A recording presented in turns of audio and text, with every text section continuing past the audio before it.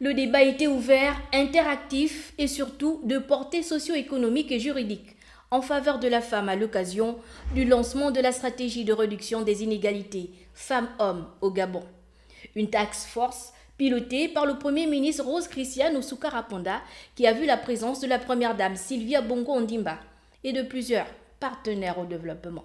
Au Gabon, il est très important. Je pense que depuis que d'ailleurs que le président de la République a déclaré la décennie de la femme, ça a permis de faire un état des lieux des obstacles donc liés aux inégalités hommes et femmes, ce qui a permis aujourd'hui de mettre en place cette stratégie, mais surtout toutes ces mesures qui doivent être mises en place afin que vraiment l'autonomisation de la femme soit une réalité au Gabon.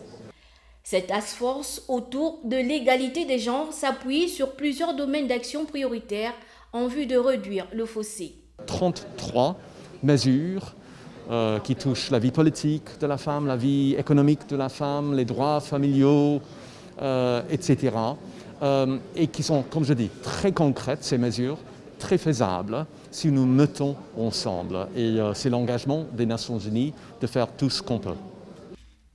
Au cours de ces échanges, les participants sont revenus sur les violences faites aux femmes.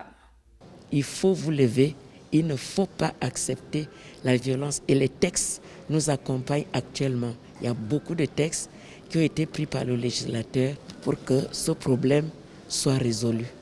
La Fondation Sylvia Bongo Ondimba vient une fois de plus enregistrer une action en faveur de la promotion des droits de la femme et de son bien-être au Gabon. Celle-ci se tient au moment où la communauté internationale célèbre la Journée mondiale pour l'élimination de la violence à l'égard des femmes.